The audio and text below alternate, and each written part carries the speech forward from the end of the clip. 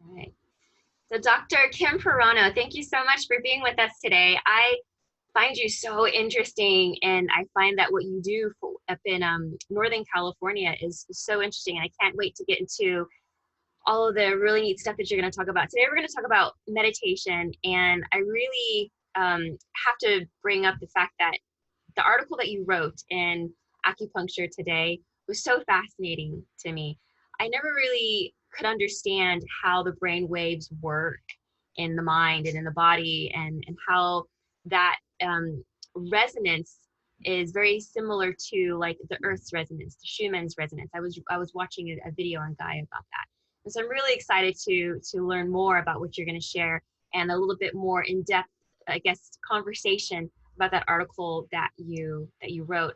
But before we get into that, I would love for you to just kind of like explain to us your journey and some of the doubts that you had before becoming an integrative medicine doctor, and how you fell in love with meditation, how that even became a part of your life before Chinese medicine, and then where you are today. Yeah, absolutely. Thanks for having me.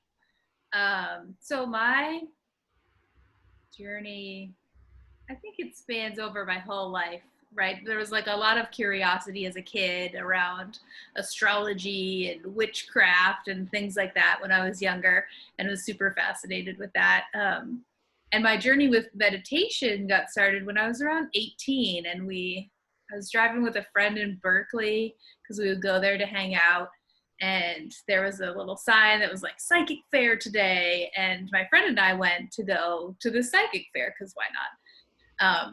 And it turned out to be at a school where they teach you like how to hone in your intuition, which was a meditation practice. And the way they hosted the fair, like they taught us how to do a grounding exercise, and then had a very physical experience of it where like you would be grounded and somebody would tap your shoulder and you'd be really steady, and then you'd be ungrounded, they'd tap your shoulder and you'd like almost fall down. And so it's very like a palpable experience as to like what the shift was. And so I started taking classes there initially. So I did a couple of classes there, kind of fell out of it, went to college, and I did my undergrad in metal arts and jewelry making. And then I came back, kind of wandered around, like, what am I doing? I don't want to be a bench jeweler like my dad. I want to make big art, but that wasn't like a kind of an avenue that was available at that time, unlike it kind of is today, where bigger installation art can happen. And then I ended up working at an insurance underwriting firm, which was totally the most boring thing in the world. But then I had a disposable income, like I had extra money, which led me to start going to yoga. And I got super into yoga, thought I would go to be a teacher there. And then through the yoga studio, hosted a naturopath who did a like little talk one day about, how everything in the body is connected and how something in one area can cause a symptom in another area. And it was sort of like the aha, like moment of like, I know this to be true already. Like no one's explained it in quite this way before, but I inherently know this. And then I went down the path of looking at becoming a naturopath, which is medical school. And I had an art degree, and you can't get into medical school with an art degree. So that I was not wanting to go to school for 10 more years. And through that searching process, I had come across acupuncture school. And the acupuncture school, when I talked with them, told me like, yeah, you can pretty much do everything a naturopath can do except write prescriptions, because acupuncturists have a pretty wide scope of practice in California. And I just signed up. I never had acupuncture before. I had no idea what I was getting myself into. I was like, I'm just gonna do this. This is where we're going. And then it's been a ongoing journey ever since. I graduated and was really burned out after graduation and started my practice, but it kind of like just barely survived a lot of the time. And then I found another meditation school, which is here in San Rafael, the Foundation for Spiritual Development, and started going there, which was a very similar meditation to the school that I had gone to before, but much more information and other stuff that came on top of it. So in the process of doing that, it was like I kind of cleared a lot of doubts that I had about my practice or abilities or what I was supposed to be doing, and started to step more into my like unique brand of what I've been doing, and incorporating more of the intuitive work and meditations with the acupuncture treatments, and kind of building off of there. And here we are. Interesting. That's like kind of like we're all on this journey, and we end up doing acupuncture from a career path that we never even thought that would ever lead us to where we are. And it's interesting how you came from arts degree, because I came from an arts degree as well. And when I thought acupuncture, wow, I can go to school for acupuncture. That's cool. I never really knew that it was an arts. It's like a healing arts. And so it's interesting how it just kind of all melts together. Now, when you were in meditation, it just seemed meditation training and you were learning about this, it seems like you just like intuitively stepped into, just feeling into meditation. Like when you first did your meditation class, did you felt like that it was easy for you? Was it something that you just kind of like did well at the very first time? I think so. The type of meditation that I do is a very active meditation. There's a lot of visualizing, a lot of like conscious movement of energy and moving things through, which I think when we typically think of meditation, we think of like Om and thinking of nothing and having no thoughts. And that's a piece of what we're doing, but it's a lot of really active stuff. And so that it was a lot easier for me to do, because trying to sit and clear your head without the kind of tools to get there is really tough. So it was a pretty like natural process. And then I'll always like still to this day, like come hit hiccups in the whole process where like some weeks it's meditating is great and I can go to a really deep space really easily. And other days I'm just saying like, the whole time I'm trying to do it, it's not working at all.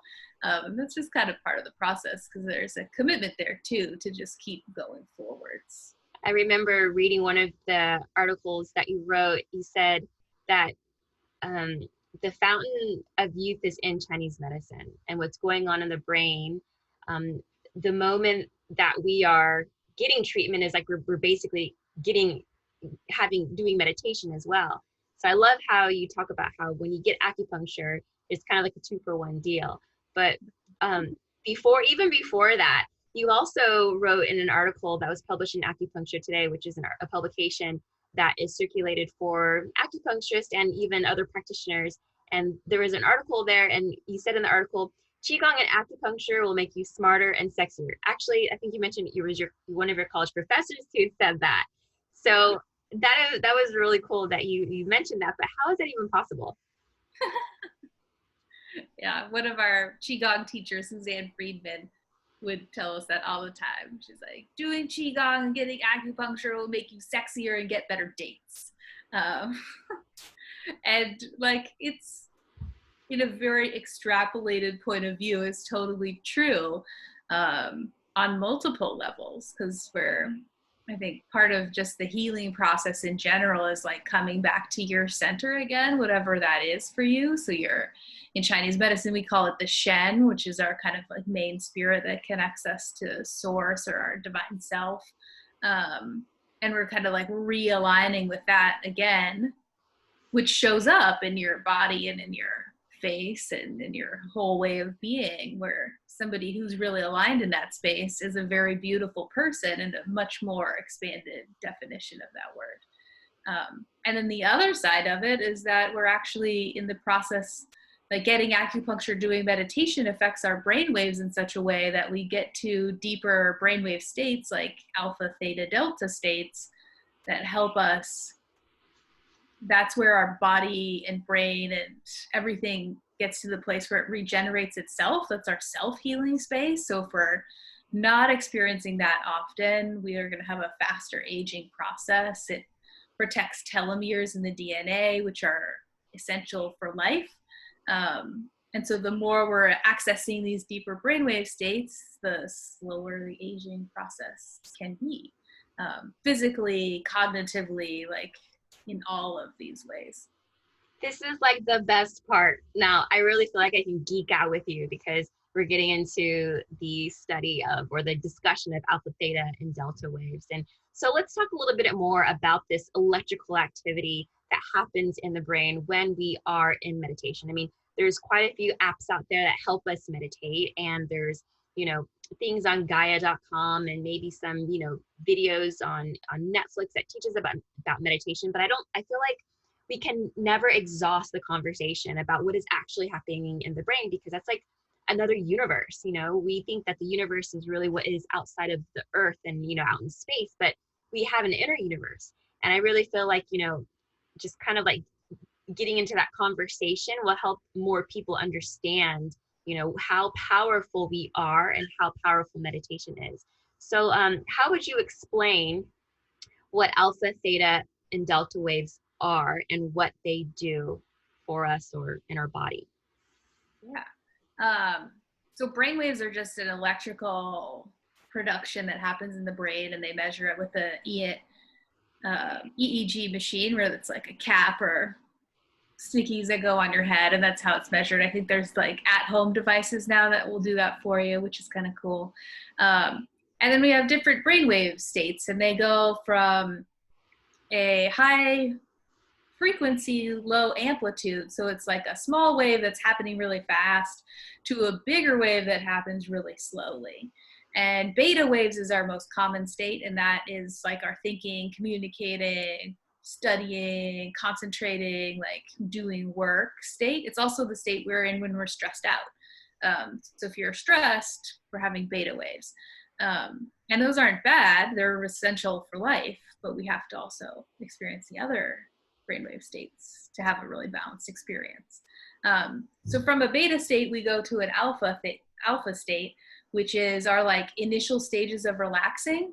So it's like chilling out at the end of the day. Maybe I watched The Octopus Teacher last night, and that's like a total alpha wave state where you can kind of relax and meditate with the imagery that's on the television, or like listening to nice music, playing music, things like that. From alpha, we can go to theta, which is a deeper state. And so this will be, if we're not consciously trying to activate a theta wave state, it's the like period right before you're falling asleep. So that kind of like super woozy, relaxed state, you're still awake, but not quite. And in a meditative state or an acupuncture treatment, like we're going to be conscious, but in a much deeper and relaxed state. We can have some insight that comes in here too. And then from theta waves, we go to delta, which are super, like a big amplitude, super slow frequency. And most of the time, those aren't observed in waking humans, except for people like Tibetan monks that have like clocked over 10,000 hours in their lifetime of meditation. So some people can access that state while being awake. And that's where we have a sensation of the connection to the oneness of the universe. We have divine experiences, mystical experiences in a delta wave state. Great like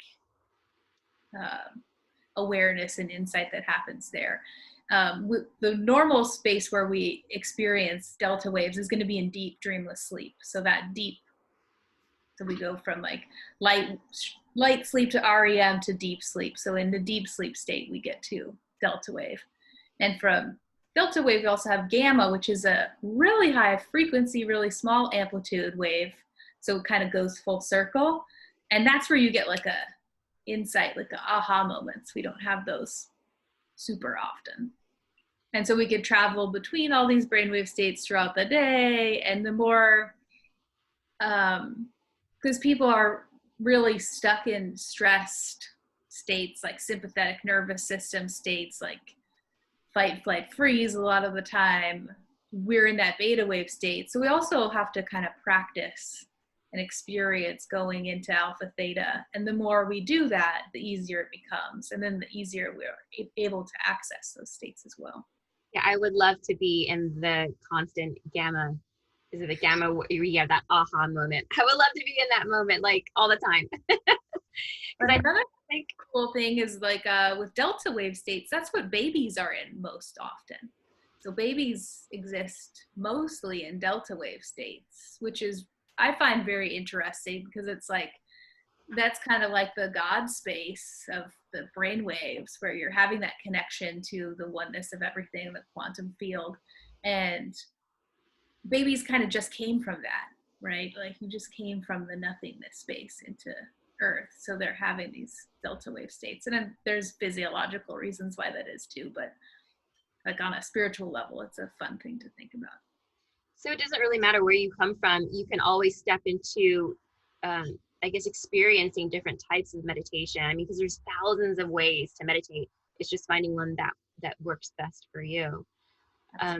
What So when we're talking about babies and babies being in a theta, in a theta state, what about Buddhist monks and those who have clocked those 10,000 hours? What state would they be in? So those are both delta states. So babies are in delta most of the time, and Buddhist monks, like the 10,000 hour kind of thing, is where like we've had observable delta states in waking people. Like, so I would imagine they're spending more time in alpha theta as opposed to a beta state, but using beta state when they need to. But then they can also go to a delta state during a meditation, which is a super deep meditation. It's like the practice where people can meditate into such a deep state that they slow their pulse rate and people would think they were dead or something like that. That's a super delta wave type of state, and it takes a lot of practice to eventually get to be able to do that. Not that it should or ever be a goal, but there's those possibilities, which is what makes it fun. So how does meditation impact our way of being? I mean, all of these instances and these examples are very desirable, being able to slow down the heart rate and, just really help us get into more like a rest and digest situation. But how else can it impact our way of being?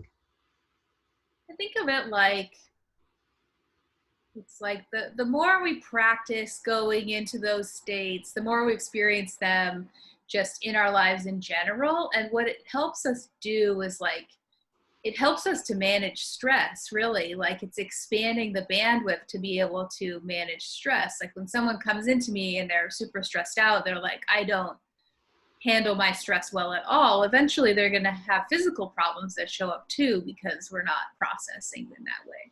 So the more we're practicing by meditating or doing these reflective type of practices, like maybe it's journaling or just getting acupuncture or long distance running, you can get there with too. We're actually like expanding our awareness. And when we do that, it's a lot easier to be a little more neutral to things, have a little bit more compassion, or be able to be that state of compassion a little more easily in situations where we maybe don't like it. Have a little less judgment, or be able to even just acknowledge that we went there, right? Like we're never going to be free of judgment for the most part, but acknowledging that I was judgmental is the first step in moving through that in a more healthy way.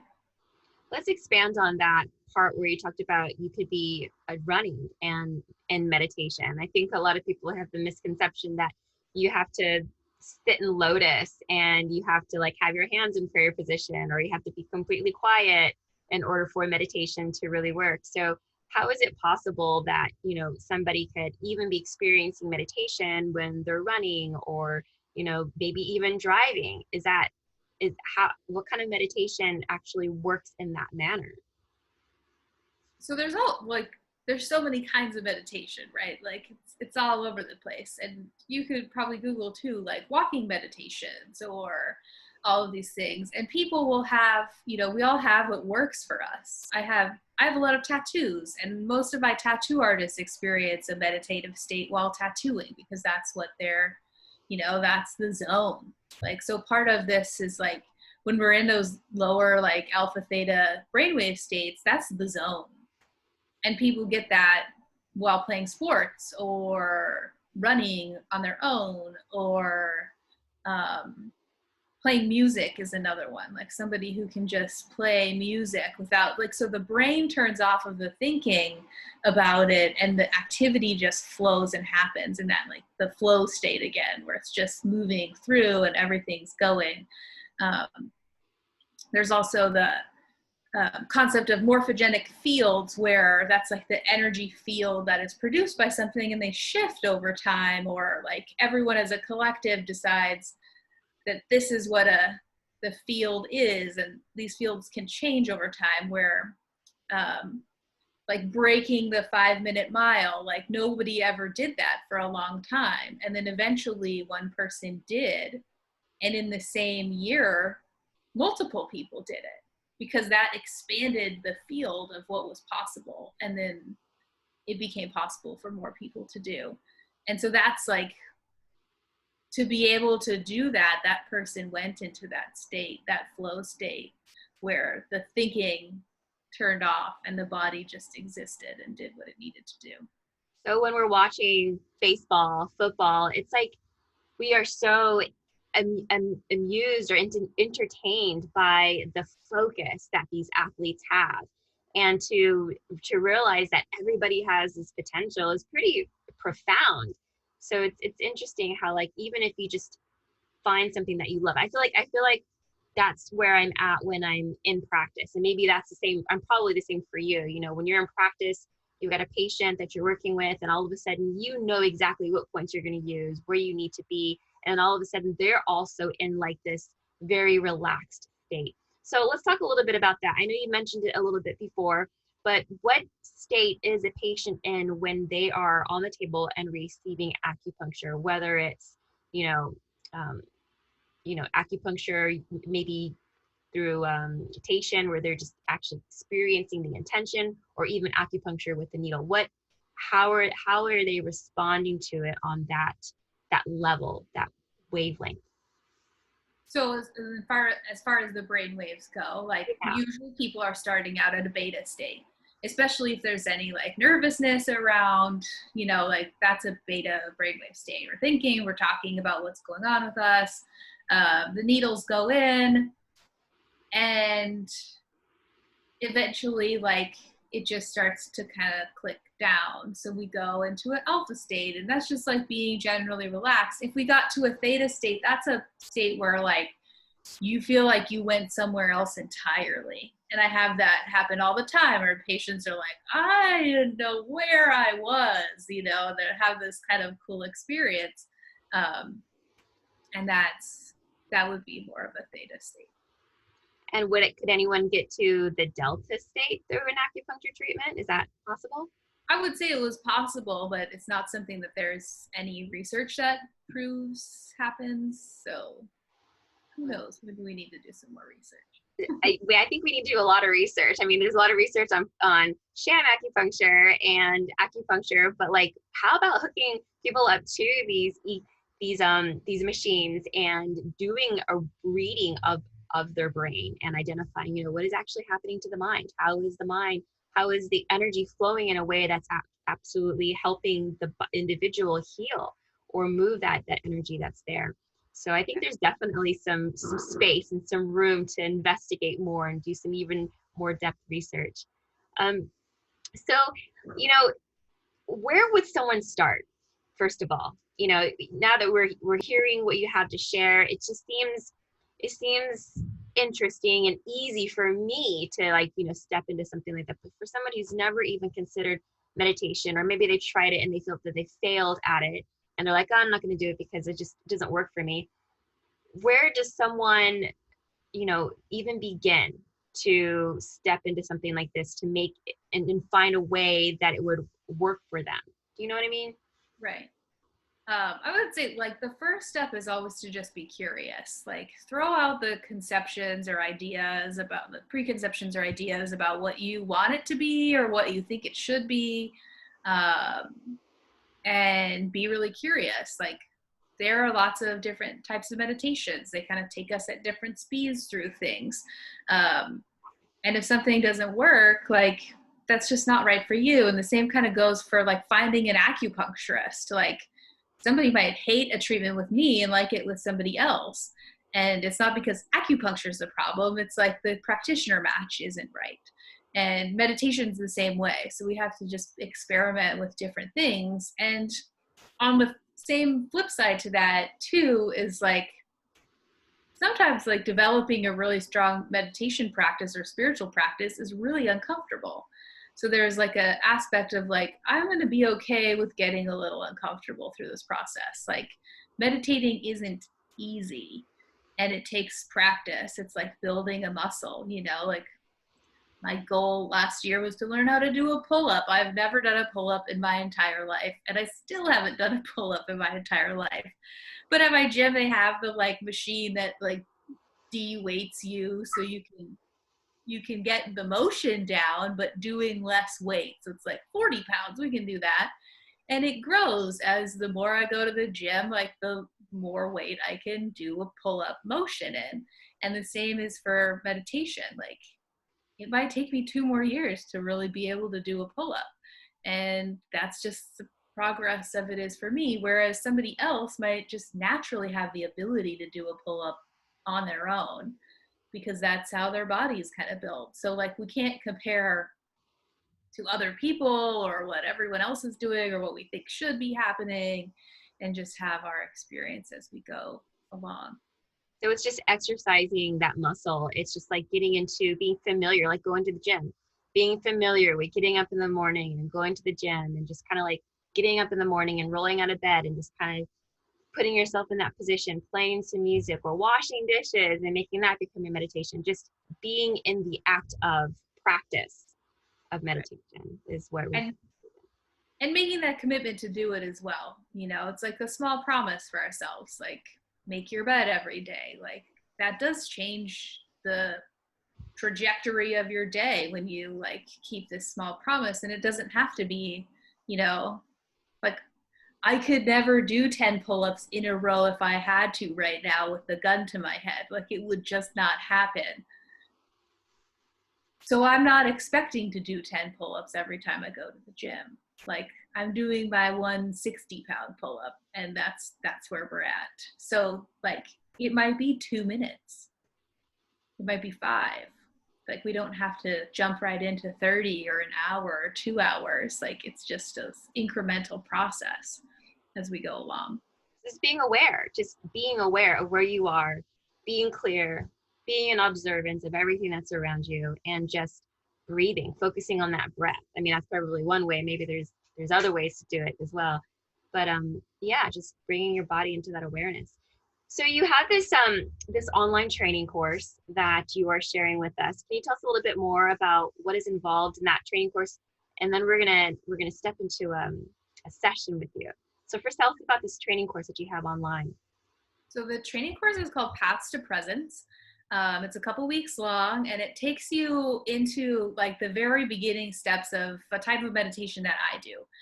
So we learn grounding, we learn a little bit about protecting our space and kind of just how to manage our space and be. And they're really small meditations, and like each week you learn a new step, and they take you through, you know, so we could just focus on one step for a week, and it's like 5 minutes a day learning a grounding practice, and then we build on top of that the next week so you can do both at the same time. And there's a little ability to reflect and interact with other people in the course through the posts on the pages.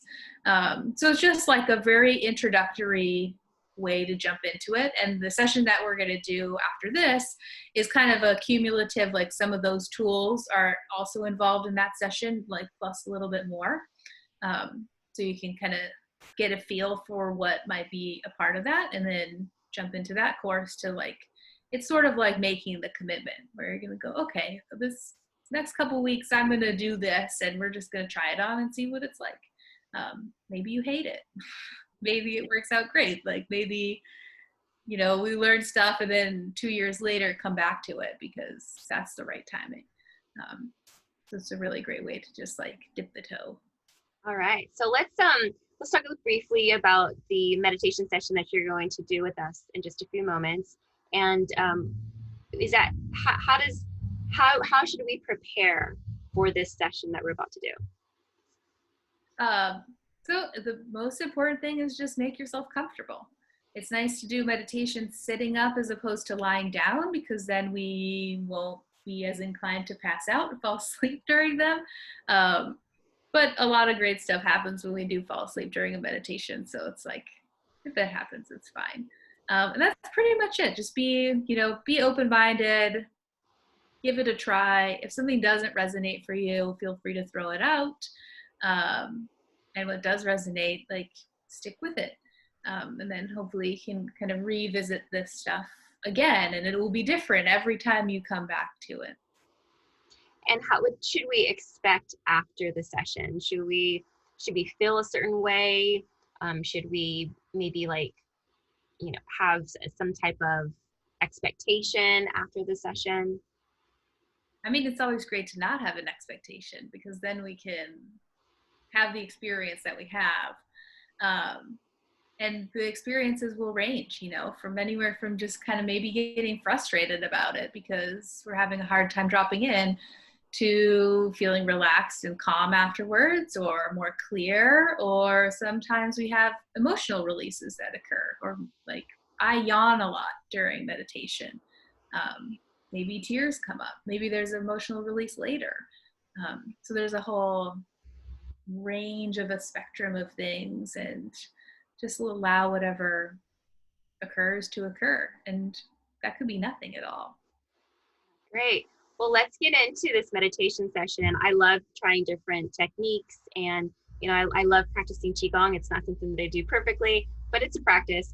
So I'm really excited to know how this is going to go, and in just your way of teaching and your way of practicing, because I feel that all practitioners practice differently, and it's always interesting to see how other practitioners are working with. And apparently this is what you teach your patients anyways.